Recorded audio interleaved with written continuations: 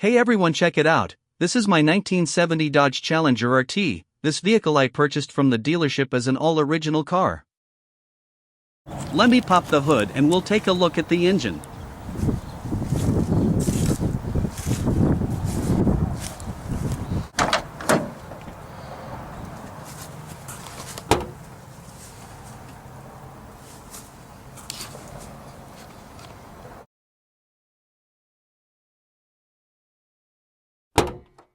You have a beautiful 440 big block engine, with 550 cold cranking amps, with 145 horsepower, and runs on a 7.0-liter 426 HEMI V8 engine with the 440 big block. Pop the trunk as well.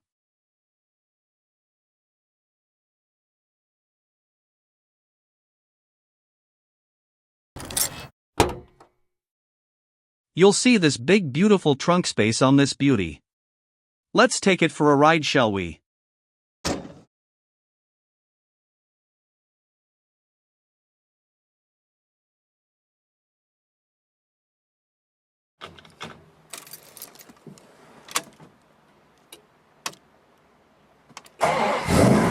As you can hear the sound of the 440 big block and the 7.0-liter 426 HEMI V8 working.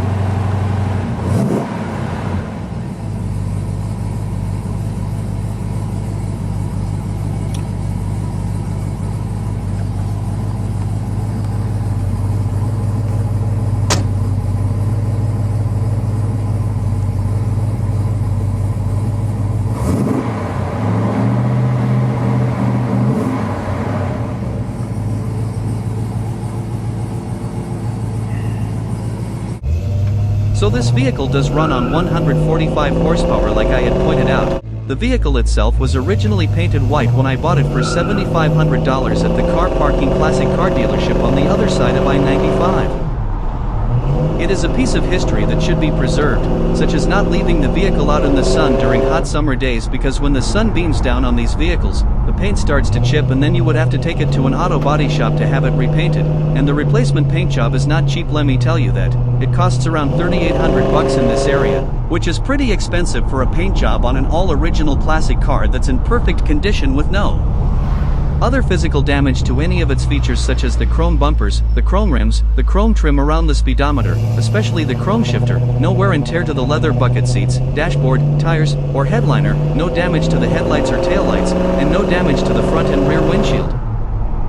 This type of vehicle has also been made famous in a couple of different movies during its prime, such as the Vanishing Point original movie from 1974, the remake of the Vanishing Point from 1997 featuring Kowalski.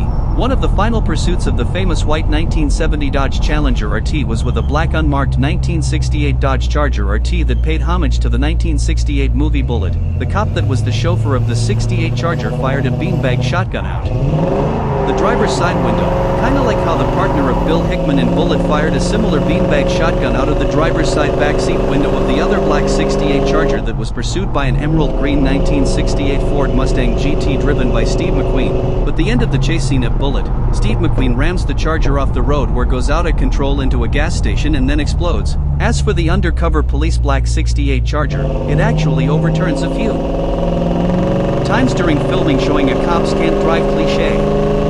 Another movie featuring this type of vehicle was Death Proof, or a 1970 Challenger terrorized a 1969 Charger for revenge, and that was a very good scene of film drama. In the original Vanishing Point movie, and my correction on the original movie release year was 1971, the main protagonist Kowalski was on his way to deliver the white 1970 Challenger scene in the film, but he gets chased by a number of different cops in multiple different states.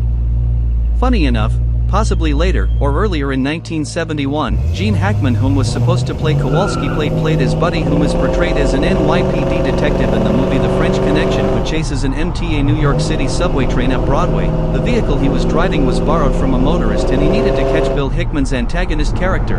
At the end of the subway chase, Gene Hackman then points a revolver gun towards Bill Hickman and is like, "Guess who?"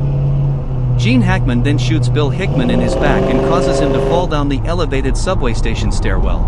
Anyway, that's the end of the review. Hope you enjoyed.